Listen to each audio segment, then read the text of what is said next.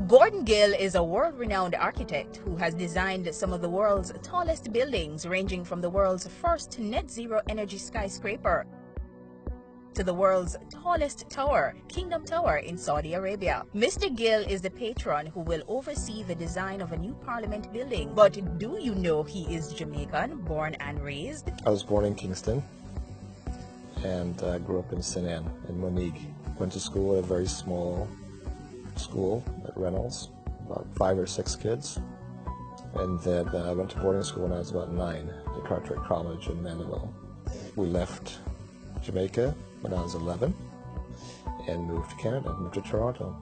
And that's where I did my high school, middle school, high school, undergrad in architecture at Ryerson University. Then went to the States, University of Texas at Arlington, and did my first master's. And then I did my second master's, my postgraduate at Harvard. And from there, I found my way to Chicago and have been there ever since. Both parents, all my sisters, all my brothers, 2 of them are born in Costa Rica, so that's a little bit of a, but yeah, parents, grandparents, all Jamaican, 100%. It's not fair to say that I was interested in architecture necessarily because I didn't know what I was doing when I was a child. I would draw plans and I would make up buildings and I would build things in my parents' backyard on the hillside and cut roads and pour concrete and run water and build cities, really, and love to make things. And then when I went to Canada and I started taking classes in school, they would call it engineering or they would call it architecture, and I liked the architecture because it had to do with buildings and I loved buildings. So at that point I realized that there's something called architecture and that's what I was doing. At least I thought I was doing, and then I became obviously educated over time as to what serious architecture can be. Well, we've been very lucky in the practice. We have designed the world's tallest building in Jeddah Tower, which is currently under construction, over 1 kilometer in height. We have designed cities, over 100,000 people, 50,000 people, that are currently under construction in China. We have probably 23 buildings under construction around the world right now. Last year we had 51, and that was because the Expo 2017 in Astana got built and completed in 2017. That was 28 buildings as part of a master plan and for the Expo. We've been very fortunate. We've been very lucky. And I think a lot of that has to do with our approach to problem solving.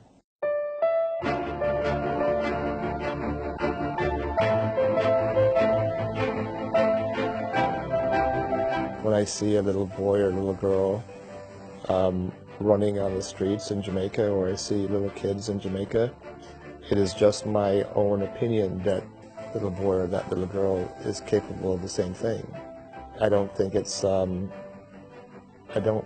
stretch to expect that the children of Jamaica can grow up to do great things. And I can tell you that in my travels, I've run into a lot of Jamaicans who are doing amazing things out there. And so it is a unique story, I think, because, you know, I grew up on top of a hill where I couldn't see another light in the distance at night, but I think it's just a story about progression and work and education and a certain amount of will and a little bit of luck. I think for Jamaicans this is a very pivotal moment to have the opportunity to participate in or to observe the making of the new Parliament building. That is a once-in-a-lifetime opportunity.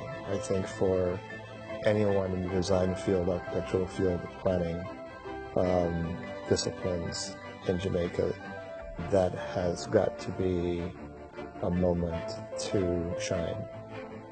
That is what you live for, I would think.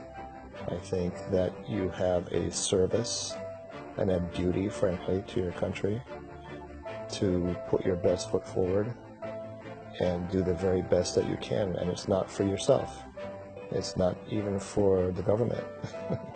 It's for all those little kids that are going to come by in the future and look at the building and look at the park and look at this place and understand what this meant at this moment in time and what it can mean over the next decades for this country. It is a global opportunity.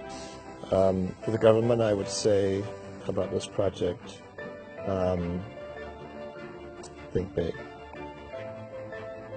You already have the vision to present this as an opportunity to the country, and I think that alone is a huge step forward.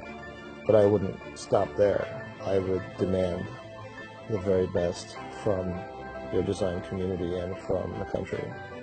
For the country, I would say embrace this moment, support the process, be constructive, and be visionary, and don't be afraid of what's possible, because I think this is the time when Jamaica will become again recognized not just for all the things that it already is, but for architecture. And I think that's a critical aspect of this project. I can't wait to see the results. #RJA Parliament competition led by the Urban Development Corporation.